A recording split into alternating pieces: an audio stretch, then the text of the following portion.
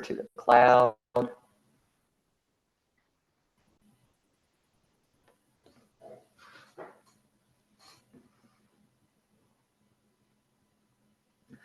Hello, welcome to That Service Dog Show. My name is Dawn, and I'm your host today.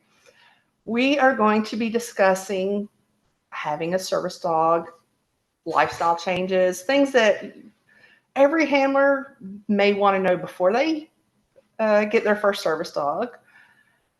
Or maybe you've already got a service dog and you just want to feel like you're connected to someone else, someone who has lived a similar journey to yourself.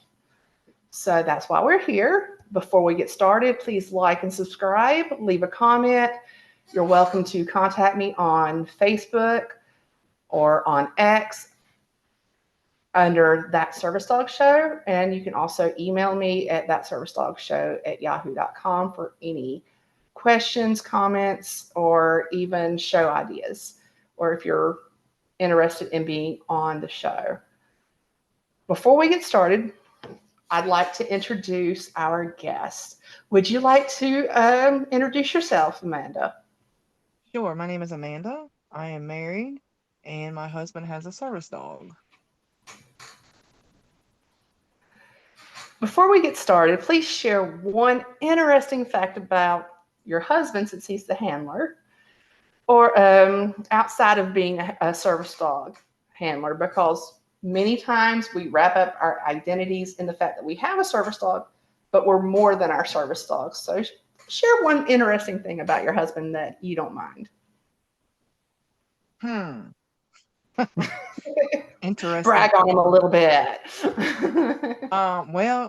He's he's been a firefighter EMT for well over 38 years.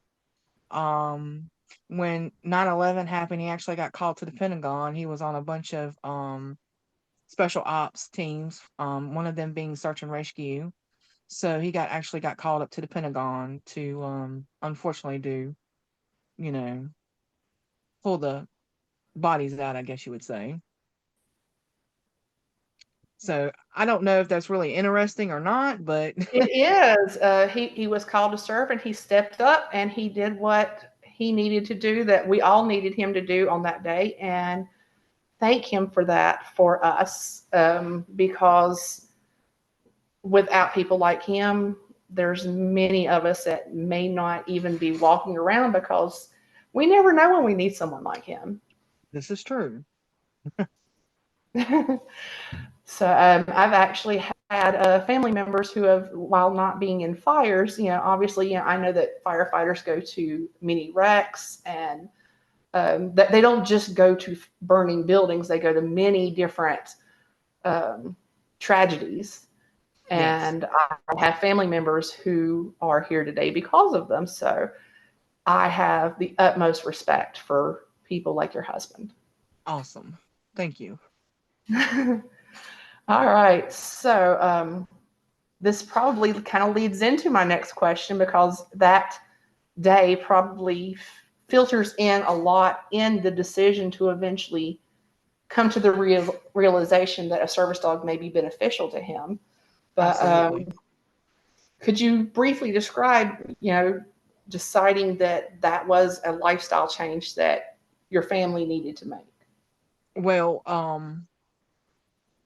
of course, obviously, my husband has PTSD, very badly from all of his years in the fire and EMS experience. And he would have really bad outbursts and lash out, and just, I mean, it was to the point to where I was like, oh my God, why did I marry you? And who did I marry? And I mean, it was almost to the point to where I was on the verge of divorce. Like, get out, we're over, we're done. Like, I can't do this anymore. I can't handle it.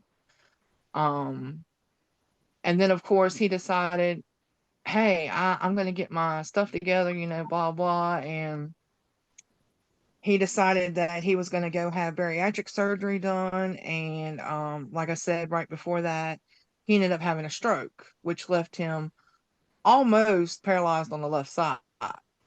And so when that happened after his stroke, I was like, I think we might need to look into getting a service dog. And he's like, no, because he's always been a cat person. He's never really been a dog person. And he's like, no. And I kept on and pushing it, pushing it. And so I did a lot of research online about program after program after program. And I finally found a program and I was like, okay, let's just look into it. So we actually talked with them and did meetings with them for a whole year over Zoom before we actually decided, okay, yeah, we need to do this.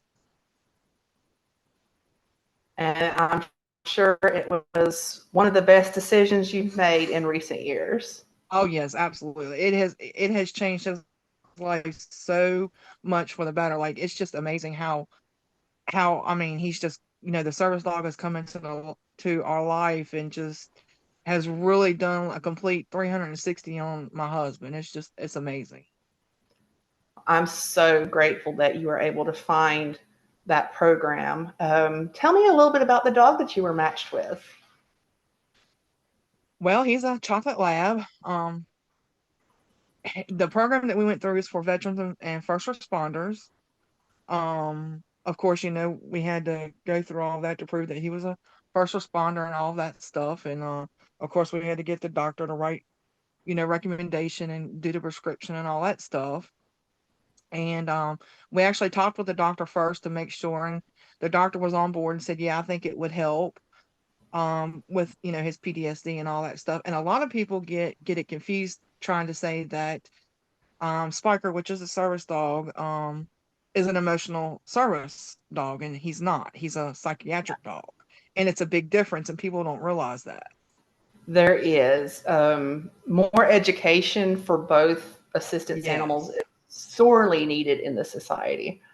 and a lot of people don't realize that the ADA does not even recognize or cover emotional support. They only Uh, cover service dog. and unfortunately, a lot of programs will label an emotional support animal as a service dog because they've never actually task trained a dog. Yes, I've come and across, unfortunately, many veterans who have been matched with dogs like this, and then they're forced to try to figure out how to train the dog themselves afterwards. But I'm yes, glad that that's not the case with your program. that is actually one of my pet peeves about people and being a fake um service dog handler or whatever. They want to say, oh, I have a service dog, and I'm like, no, Mhm. that's your emotional support animal. That's not a service dog. There's a big difference. I can take mine anywhere in the world where you cannot. Yes. It and many times it comes off for for different reasons. It seems like the entitlement has increased, and nobody realizes that they do cause harm. They think Yes, it's a victimless crime, but it's not victimless because those people who do need actual service dogs, they're the ones that suffer after yes, people with yes, the animals that they're just labeling service dogs are long gone, which is one of the reasons why I have PTSD for different reasons, obviously from your husband, but I took my PTSD patch off of my service dog because so many people do automatically just say, "Oh, well, that's your emotional support animal." Then, no. right, So yeah, so whenever people ask what my dogs are trained for, since they're now trained for other things in addition, I usually don't even bring up any of my psychiatric tasks simply because people jump straight to that. It's an emotional support animal because exactly. they don't understand the difference between a psychiatric service dog and an emotional support animal. And So they don't, and like you said, and they need we need to do a whole lot more training and education to people because it is a huge difference. yes, and unfortunately, anytime I see a news segment on my local news, they always get something wrong. Always. Yes, right, Whether it be that they're advertising the fact that this person's dog's got one of those fake scammy website IDs on them, and yes. and so it makes it look like it, and they discuss the the dog will always be in a vest. Well, not always. Someone may have arthritis really bad in their hand, so they can't do buckles or something Right. like that. You never know what someone's disability is. And the dog, just like a lot of times people think that a dog has to have a harness, because I've No. actually seen some people feel like a real service dog wouldn't have that vest, it would have a harness. Well, no, it depends on what the task is, what the disability is. Right. So yeah, it would be nice if we had a generalized, especially for businesses, Yes, that absolutely. would educate people. Yeah, because we've actually been told at one restaurant here in our town that we couldn't have the service dog in there, and I was like, "Excuse me?" And they're like, "Well, he's not supposed to be in here." And I said, "He's a service dog. He can be wherever my husband's at, and he's gonna be here." And I was like, "You know what? I'll tell you what. You can go outside, or not go outside, but I said you can go in there and call the cops. We're gonna go back here and sit down and eat our food that we done paid for." And she finally the manager finally left us alone about it or whatever. And but to this day we refuse to go back to that restaurant because I'm like, I mean, it's crazy. And sadly, even law enforcement's not educated on service dogs. So a lot of times whenever cops are called, we as handlers think that since we're in the right, they're going to be on our side. But unfortunately, more times than not, that's not how it works out whenever cops actually do show up.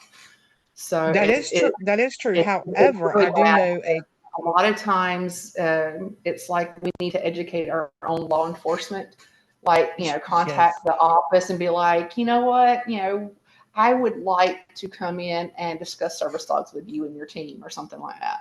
And I've actually seen some handlers do that simply because of the fact that they know that eventually they're going to have to end up having that call, and they want someone who knows them, that they know that they're a real service dog team, to actually show up. Right, And right. I'll even admit that whenever I was practicing for TSA with my service dog for his first flight years ago, I contacted my local courthouse so that I would train there, and the lieutenant was able to use me wanting to come through and practice at the metal detectors to train his men.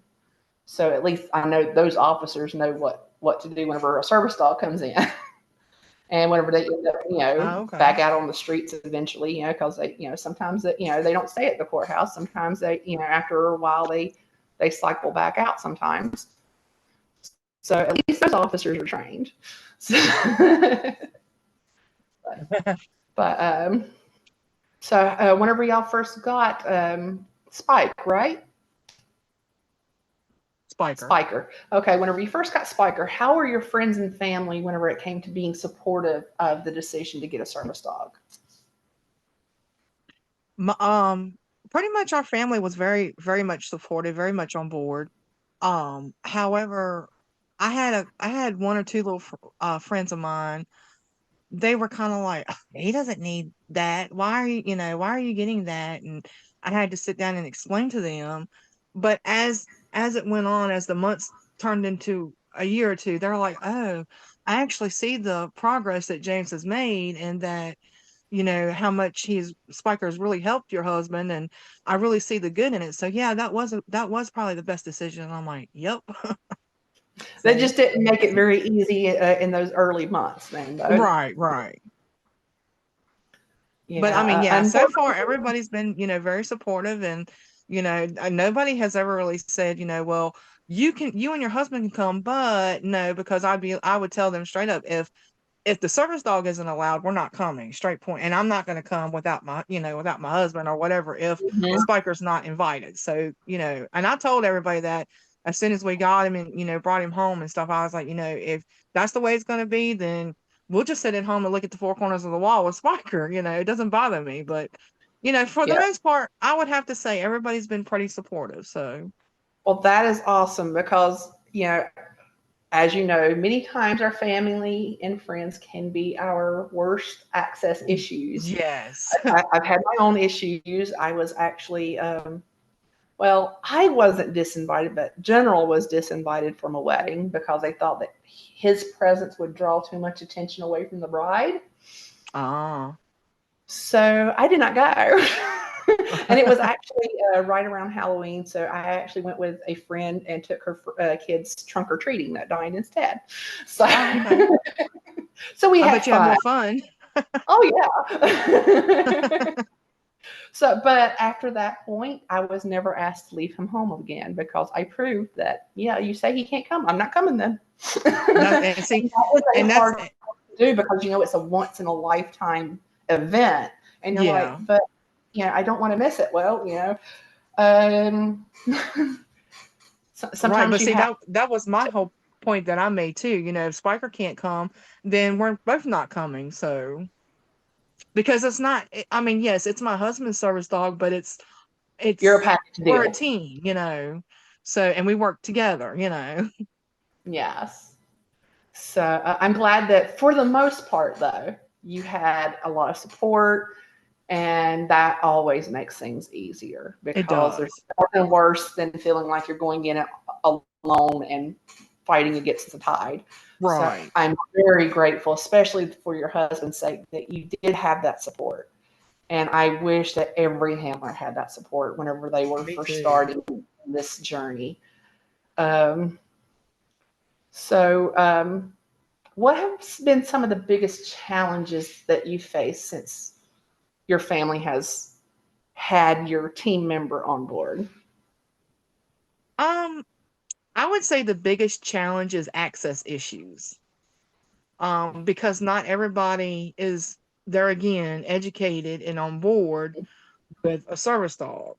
Um, we have tried, well, they've tried denying us, like I said, at that restaurant, and then somewhere else here in town, they didn't try, they did deny us access.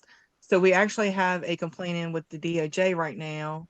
And we're waiting to hear back from that, which, that can take months because they take forever. Um, They're so backlogged. Yeah, I've actually been told that the best thing to do is go as local as possible. Go ahead and do the DOJ, but also go to your state and your county, your city, the well, see, attorney the thing with general. that is this wasn't the first time that they denied access to both me and my husband because of Spiker. This was like the third or fourth time. Now, the second time it happened, we did go to we did go above their head and tried to call their boss and the actual commissioner of the place that we were at. Um, and they, we talked to him for hours. Oh yeah, yeah, yeah, I understand. I'll talk to them, blah blah. And he supposedly he knew the ins and out because he used to train canines. And I'm like, well, then you should know. So we gave it a while, about maybe 2 months, I guess. Tried to go back again, and same thing, same person was like, nope, you can't come in. He's an emotional support. He is not an emotional support. He is a service dog. Mm-hmm. And He's we went a fast trained whole dog. yeah, we went through the whole row with that again. So then we took it to the state. Well, they didn't want to do anything about it. So then the third time we were like, okay, we're going to go to the DOJ and be done with it and file a complaint and so on and so forth. So we're just waiting to hear back about that. Well, I hope you do. I know that they get so many complaints because that is one of the biggest things is the access issues. Yes, People not knowing, and sometimes they know and they just don't care. exactly. And that's even worse. It's one thing to not know and then be willing to be educated, but then Yes. there's the people who have willful ignorance because they just don't want to know. And see, and that's what really kind of peed us off was because me and my husband had been going to this place for, I'm going to say, at least 6 months with Spiker, and he was allowed in, and nobody said anything. They'll, go ahead.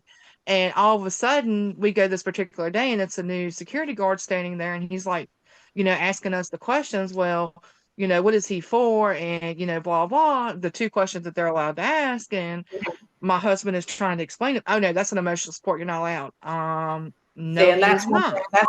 that's another reason why it's always best never to give diagnosis.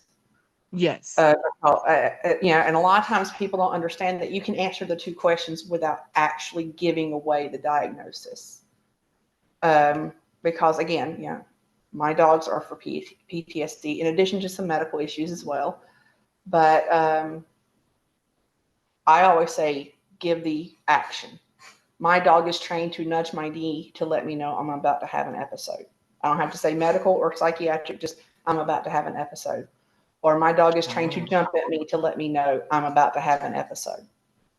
oh, So giving that physical, that way there's never, they don't know it's psychiatric, they don't know it's medical, but you're saying my dog's actually trained to do capital D, capital O, do right. this. And so it's not just a he's existing.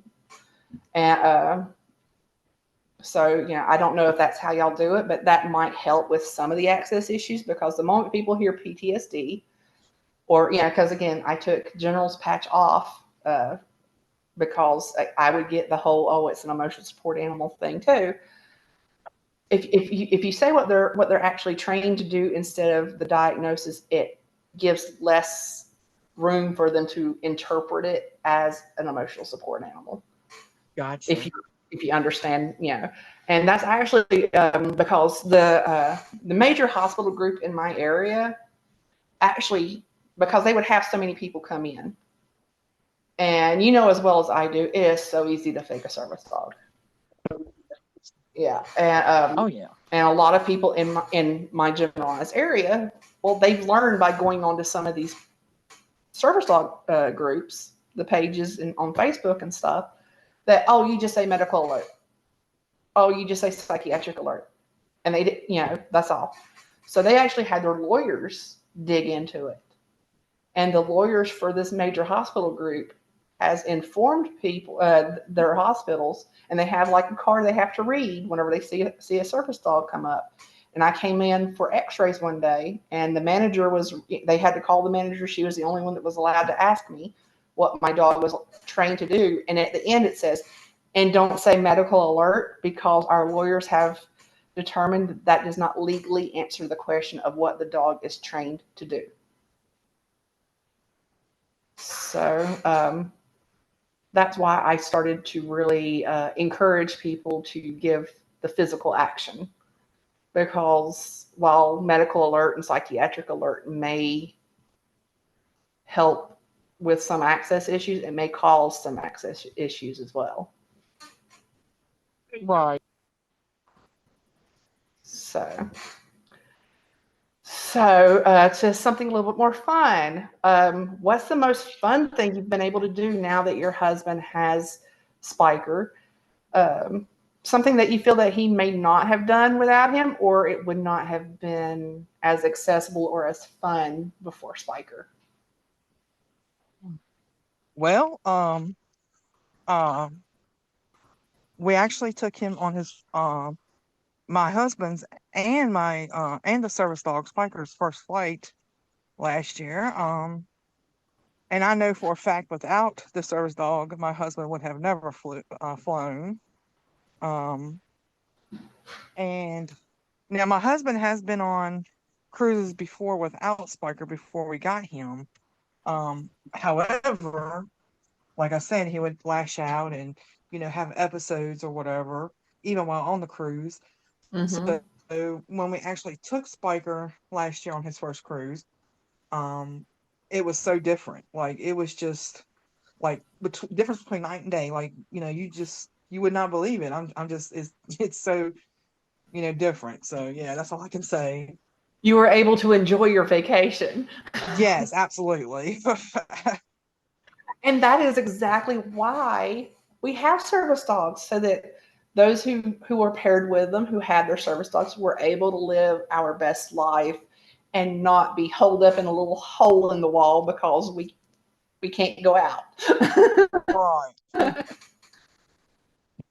So I'm so glad. That's one thing that's on my bucket list to do, because I loved cruising before I got a service dog, but I know it is a little bit more complicated. And I'm actually, in a future episode, I'm actually going to be working with a travel agent to discuss cruising. So that'll be an interesting show for later on. What was the most difficult thing do you think whenever you were traveling? Say that again. What was the most difficult thing whenever you were traveling with the service dog? The most difficult thing. Just like like prime example, going to the beach. you got to tell them, hey, I'm bringing a service dog. And I don't know if people know this or not, but you are not allowed, they are not allowed to charge you for having a service dog. Hmm. And a lot of times they want to try to, well, that's an extra pet fee. No, it's not. It's a service dog. It's a difference. He's not gonna, mess in the hotel room. He's not gonna scratch the door off the wall. He's not gonna eat the carpet. He's a service dog. He's trained not to do these things. He is not a dog. He's not a pet. He's a service dog. So no, you cannot And charge me a unfortunately, pet I fee. know that they probably see so many people with dogs that just have vests on Hmm. that have done all of those issues, and that's again what makes it so hard for those of us who have actual service dogs who are trained to behave, to just exist and Right. not create mayhem in their path. That and the fact of when you do cruise with a service dog, it's so much red tape to go through, so much hoops to jump through. You got to get this For form, you got every to do this. island, every country you go to, and to even come back to the states, right? Well, no, not necessarily to come back. It's just to go, and I mean, you got to have a health certificate from your vet, and that can cost upwards from $300 to $500. I Hmm. mean, it's not cheap to have a service dog. People think, oh, well, I'll get a service dog; it'll be free, and I can do. No, absolutely not. In the long Yeah, run, a and service many dog countries is require expensive. different kinds of treatments for the dog, for Yes, sites, and they don't recognize the 3-year vaccine for the rabies, so you have to get a new yeah, one and all that kind of good stuff. So, yeah. yeah, It's sometimes I sit back and I think, is it really worth it? Is it really worth it? And then I'm like, in the long run, yes, it's worth it. Like, prime yes. example, I have we have a cruise coming up in December. Oh, Yeah, we're going the 4th through like think the 14th. It's a 10-day cruise, but my husband is not going to go. It's just me and my mother. Because it's just one of the islands we go to requires an import permit. hmm. And it's just so much to go through to get that, and it's so expensive. And I'm like, and so my husband was like, you know what? I'll stay back. You and your mom go, have a good time, have a girls trip, whatever. Spend as much time as you can with her. It's your only mother, blah blah. And I'm like, okay, cool. But I mean, I'll still be able to talk to him. He'll be able to talk to me. So I mean, it all works out. And Spiker will be taking care of your husband while you're not home. Yes, absolutely. So, and I'm sure you probably would have been hesitant to leave him alone without Spiker in years Yeah, past. because my husband and I have talked about that before. And we actually did that, I think, not last year, but the year before last. We had a cruise planned, and we had just got Spiker, and we didn't have enough time to do the paperwork and stuff to take him on the cruise. So we actually asked my brother and sister-in-law if they would keep him for us while we were gone. They're like, yeah, sure. And so they did, and they enjoyed keeping him. Actually, they loved it. And my husband did okay on that cruise, but he did absolutely better when Spiker was with us. Yeah. So it really does make a huge difference in the lives of those with service dogs. Absolutely. So, what's something that you wish that you would have been told before you and your husband started this journey with getting a service dog? Oh, well, even though they're a service dog, at the end of the day, they're still a dog. And by that, I mean, yeah, they're trained to do this, they're trained to do that, and they're very smart. But at the end of the day, mistakes happen, things happen. They're still a dog. Yes. I'm sure you've heard it whenever people are trying to distract the dog and you're like, don't distract the dog. They'll be like, well, a real service dog can't get distracted. Yes, they And can. as you just said, they're still a dog. Exactly. We Uh, have a command with Spiker where when he gets off track or gets distracted, especially by kids because Lab loves kids. And when we're mhm. in a store or something, the kids are like, "Oh, it's a dog! It's a dog! Can I pet him? Can I?" No, I'm sorry. I'm not trying to be mean or rude, but he's working. Please back away. And then the mom are like, well, you're just being, no, he's working. He's got the vest on for a reason. Please just back away. And so my husband will have to go down another aisle or just, walk away or something because the kids are just, and then my husband will have to be like, all right, Spiker, focus. Yeah. Because if not, Spiker's going to focus on them kids and be wanting to play. And it's like, no, that's not what you're here for. Yes. See, and that's one reason why in the groups that I run, a lot of times whenever people first come in, before they get a dog, they're just starting the journey. I like to try to tell them that one of the best things that they could do is to find a team in their area and shadow them, go on Yes. errands, and see firsthand how the public reacts to having a dog in all these different situations. Go to Walmart, go to Target, go to a theme park, just Yes. go to the county fair whenever it comes in. See all these different situations where the public sees this dog and they, just like I go to the zoo a lot. You'd swear that we were an exhibit. Right, exactly. So yeah, I tell people that's one of the first things that they need to do because not everybody can handle that. No, And they some cannot. people don't realize they can't handle it until they've already got the dog. And then they're like, what do I do? I can't go out in public with this dog. So, so that's one thing I always try to say because, like you said, your husband has to go down a different aisle than he really intended simply because these kids are here and they're wanting to come up and play with the dog. And Yeah, I have a boxer who also loves kids, so that's one thing that we've always had to make sure that we train for as well. Because, and and some people be like, well, just get a dog that doesn't like kids. Well, the kids are still going to be there. You don't want to exactly. get a dog that hates kids, and then the And kids come up because they will come up and they will just put their hands on that yes, dog, yes. and And the and dog has to and be then you ready for don't that. want to They get have a to be okay with that.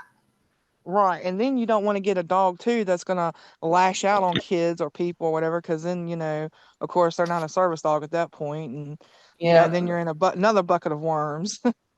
Yeah, you can't work a dog that's got a bite record. And unfortunately, I'm sure you've seen it in the groups that a lot of people will try to make excuses, but our dogs Yes, have to be better than a pet.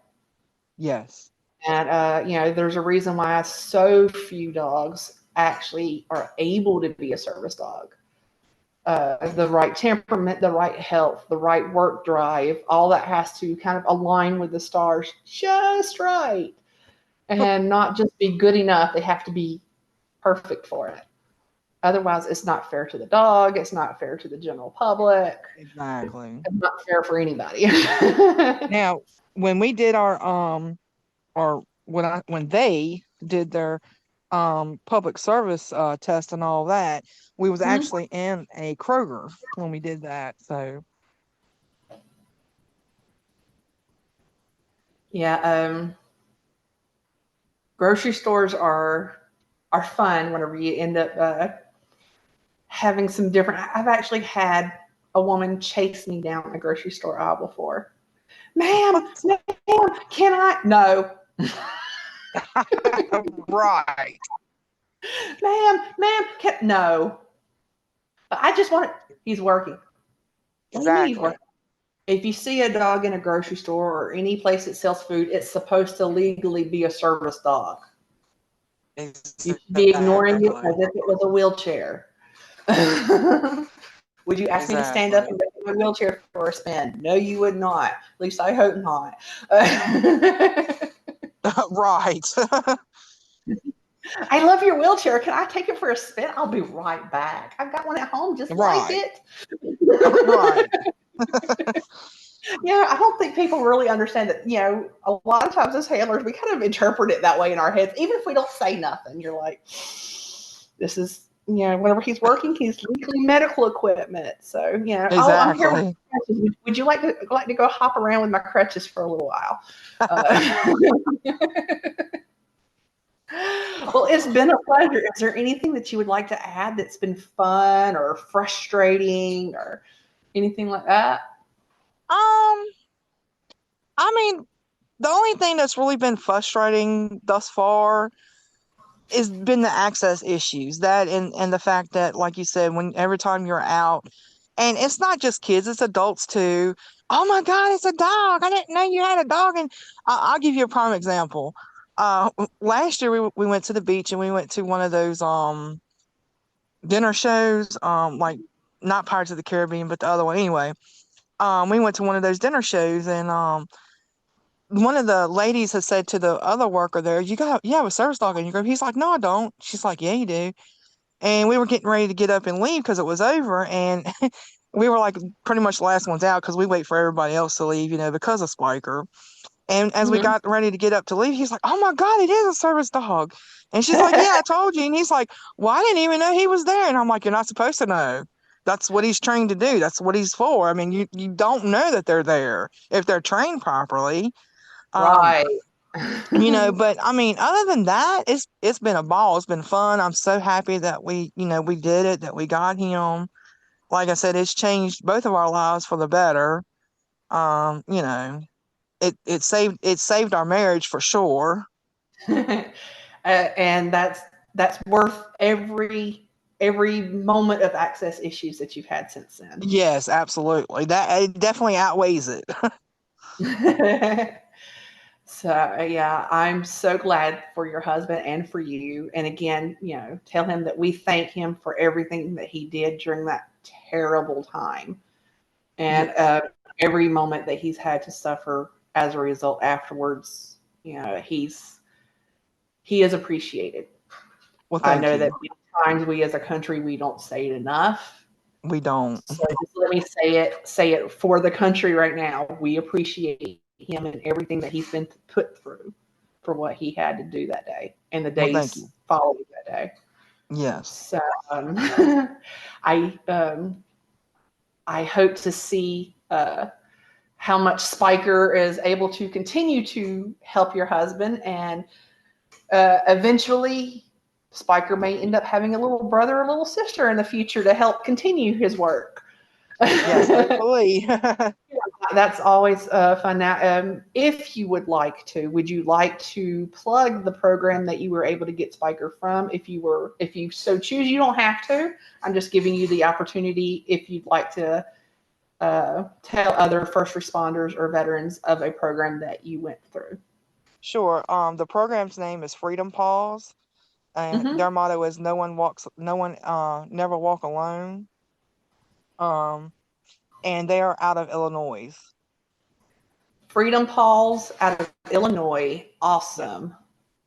So I appreciate and I thank you for your time.